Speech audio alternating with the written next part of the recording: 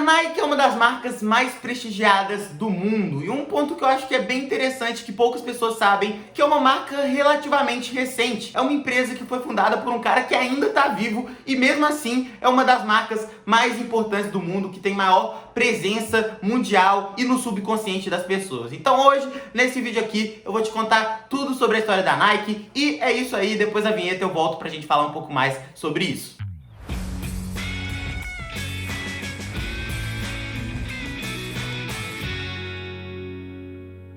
Fala, gente, pra você que não me conhece ainda, eu sou o Gustavo aqui do Investidor Sem Grife, e eu tô sempre trazendo vídeos como esse, falando sobre empreendedorismo, sobre empreendedores. Então se você gosta disso, se você gosta de bolsa de valores, se você quer investir melhor o seu dinheiro, já se inscreve aqui nesse canal e clica no sininho pra você sempre descobrir quando eu lançar um vídeo novo, ok? E também já pode deixar o seu like aqui, porque esse vídeo vai ser muito especial, porque é o vídeo de de uma das marcas que eu mais tenho apreço pelo ponto de vista do branding, né, da construção da marca deles, que é a Nike, e tem como influência e principal fonte de informação esse livro aqui, A Marca da Vitória. É uma autobiografia do fundador da Nike, o Phil Knight, beleza? Então é isso aí, vamos falar um pouco mais sobre a história da Nike, eu tenho certeza que você vai gostar. Pois bem, gente, o Phil, o fundador da Nike, é um cara que nasceu lá no Oregon em 1938, e ele teve uma condição financeira até que bem positiva, porque o pai dele era um cara muito batalhador. O pai dele nasceu muito pobre, realmente muito pobre, mas ele conseguiu vencer na vida, e principalmente no ramo das notícias. Ele virou diretor, editor de jornal, então ele conseguiu dar para a família dele uma condição de vida bem melhor do que a que ele mesmo teve. E, gente, o livro começa basicamente quando ele acaba de formar em Stanford, no MBA em Stanford, que é uma das faculdades mais prestigiadas do mundo, principalmente quando se fala em MBA, em negócios, em empresas, em empreendedorismo. Então, diversos empreendedores já saíram de lá. Inclusive, já gravei um vídeo falando sobre a história do Nubank, e o fundador, um dos fundadores do Nubank saiu de lá também. Então é uma faculdade que gera diversos empreendedores ao redor do mundo. E depois dele ter feito esse MBA, ele estava um pouco perdido, porque ele era muito bem graduado, entretanto ele era uma pessoa que estava sem saber muito bem o que ia fazer da sua vida. E foi aí que ele teve uma ideia que ele chama de ideia maluca, né? Ele mesmo se intitula essa ideia que ele teve de ideia maluca, que era vender tênis esportivos, calçados esportivos, e foi aí que ele pediu ajuda pro pai dele para ir pro Japão. Ele falou assim: olha, pai, eu tive uma ideia meio maluca, que é de produzir calçados, ou de pelo menos vender calçados, pai. Teria como o senhor me possibilitar uma viagem ao Japão? Porque eles são referência no quesito de calçados e tecnologia nesses pares de sapatos de tênis para corredores, principalmente, pai. Você conseguiria me dar essa forcinha? O pai dele prontamente respondeu e falou: sim, meu filho, vou te dar essa força porque eu acredito no seu potencial. E foi aí que ele foi pro Japão. E ele conseguiu umas reuniões, principalmente por esse background dele, de ter se formado em uma ótima universidade, que tinha um renome mundial. A Stanford tem um renome mundial. Ele conseguiu algumas reuniões muito importantes, e a principal delas foi com uma das empresas mais tecnológicas lá do Japão, que ainda não era tão grande, mas era uma das empresas que mais implementava tecnologia, e que o próprio Phil Knight interpretou como sendo uma das empresas com maior futuro lá no Japão e no ramo dos calçados esportivos. E eles produziam um calçado que chamava Tiger, e foi aí que as coisas começaram a encaminhar de forma bem lenta pro Phil Knight e pro que posteriormente, bem posteriormente, viria a se chamar de Nike. E durante essa reunião que eu mencionei pra vocês, ele acabou mentindo um pouco, né? Ele falou que era dono de uma empresa de calçados esportivos nos Estados Unidos. E ele falou assim: olha, eu tenho uma empresa que chama Blue Ribbon, e eu gostaria de representar a sua marca, principalmente o Tiger, lá nos Estados Unidos. Eu consigo? Aí eles caíram no papo do Phil Knight e deixaram ele representar a marca. Olha só, o cara não tinha empresa nenhuma, queria saber como é que funcionava, e lá no desembolar ali, acabou inventando que tinha uma empresa e conseguiu representar essa marca que ele queria lá nos Estados Unidos. É mentira! E o Phil Knight era um cara que sempre correu muito, sempre praticou atletismo durante a sua faculdade. Foi aí que ele chamou o seu ex-treinador, o Bill Bowerman. Não sei se eu tô falando o nome dele certo, mas vou deixar escrito aqui embaixo pra vocês. E deu 49% das ações de uma empresa que basicamente não existia, que ele inventou, que era a Blue Ribbon, pra ele. E falou assim: olha só, você gostaria de ser meu sócio? Ele até ofereceu 50-50, só que o Bill falou assim, não, você fica com 51%, eu quero 49% para não ter responsabilidade de ser o controlador da empresa. Você toca, eu vou dando meus palpites. E aí as coisas começaram a fluir e a empresa aí nesse momento realmente foi fundada, porque antes não existia nada, não existia sócio, não existia parceiro, não existia absolutamente nada, nem ninguém com expertise, e com a entrada do Bill, a empresa pelo menos deu alguma forma, né?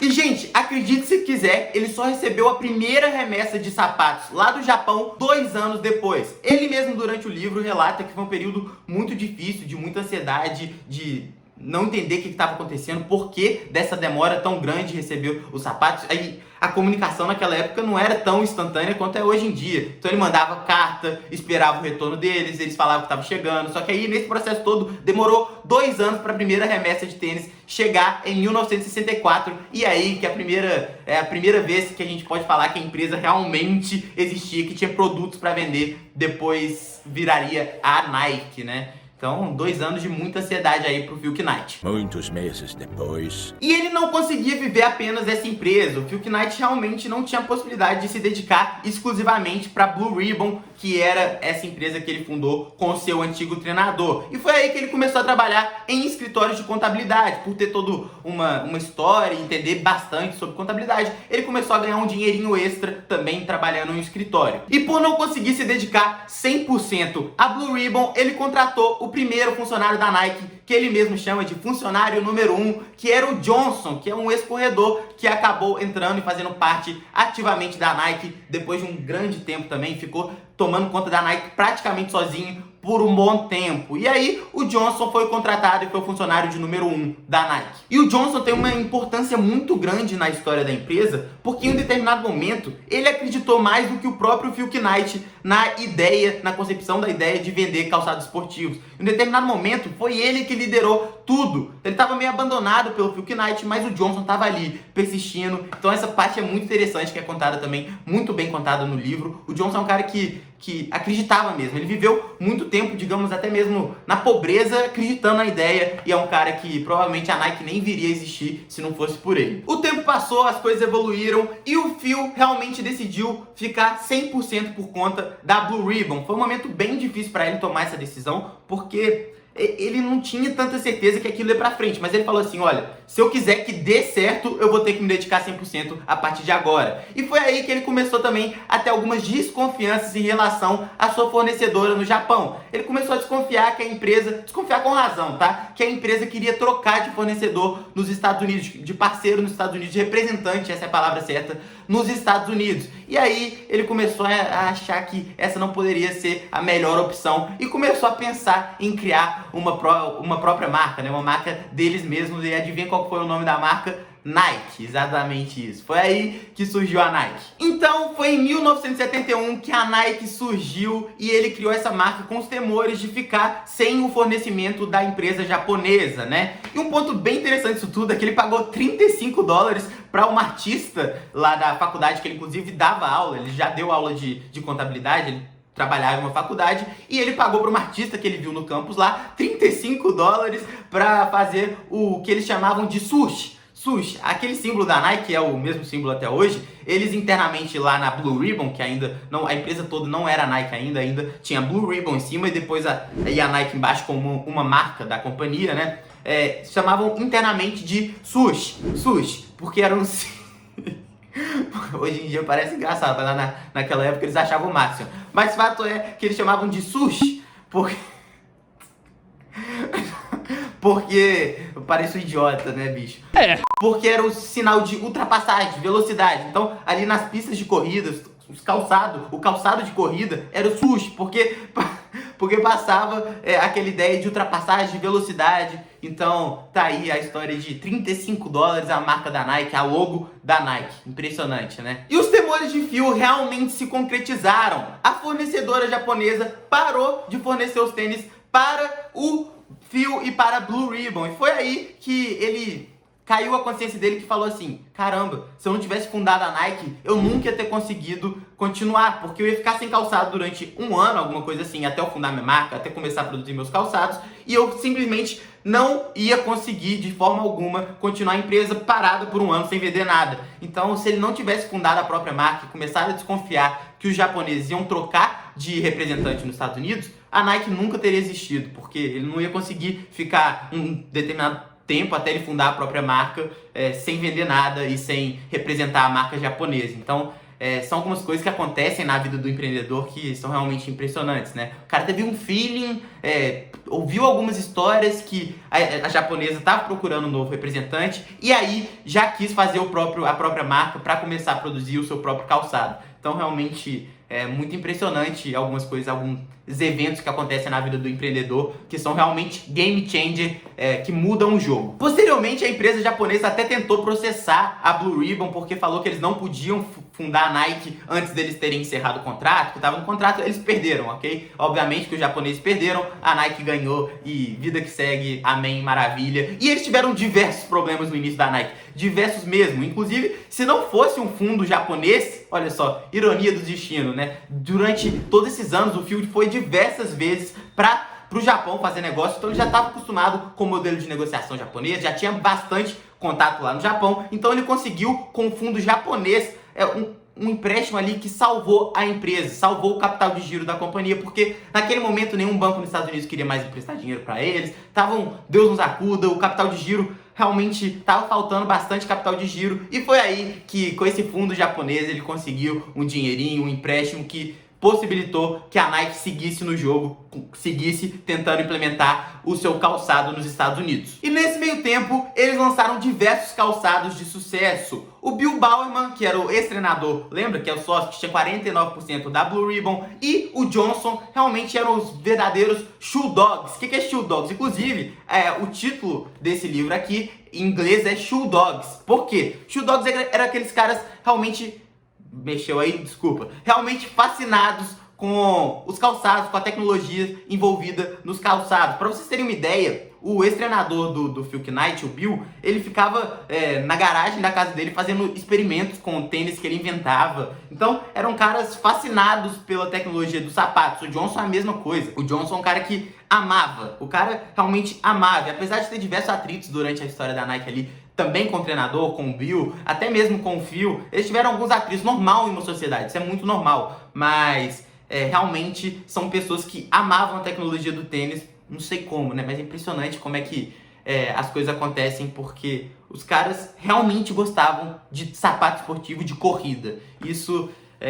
amavam, coloque isso na sua cabeça. Se você ler o livro, você vai ver que realmente é bem interessante essa parte. Entre os sucessos que eles lançaram, tava o tênis Waffle, né? O tênis que tinha um solado diferenciado de todos os outros que já tinham sido inventados. Um solado Waffle que tinha ali sabe aquele Waffle? Coloca a imagem do Waffle aí pra gente ver. É exatamente esse solado que tinha diversas listrinhas assim, e era bem diferente dos demais, na época que dava mais aderência. Tem muita tecnologia no tênis, tá, gente? Pode não parecer, mas em um tênis, para chegar no formato que a Nike faz hoje, que a Adidas faz hoje, tem muita tecnologia. A Adidas já existe há muito tempo. Essa história é muito relatada também durante a composição do livro, porque a Adidas é uma empresa muito mais antiga do que a Nike. Então eles entraram no mercado que era totalmente dominado pela Adidas e pela Puma. A história também da Adidas e da Puma, se vocês quiserem, comenta aqui embaixo que eu trago pra vocês. É muito legal, partiu de uma ruptura. A Adidas e a Puma, basicamente era a mesma empresa, só que aí irmãos brigaram e fundou a Puma, e a Adidas ficou sob controle do outro. É muito interessante a história da Adidas também, se quiser, comenta aqui embaixo que eu trago um vídeo falando sobre isso. E além do solado de Waffle, eles também criaram um super sucesso, que são os tênis com amortecedores de ar, que posteriormente viriam se chamar de Air Max, que foi... Você deve se lembrar do Air Max, né? Foi um sucesso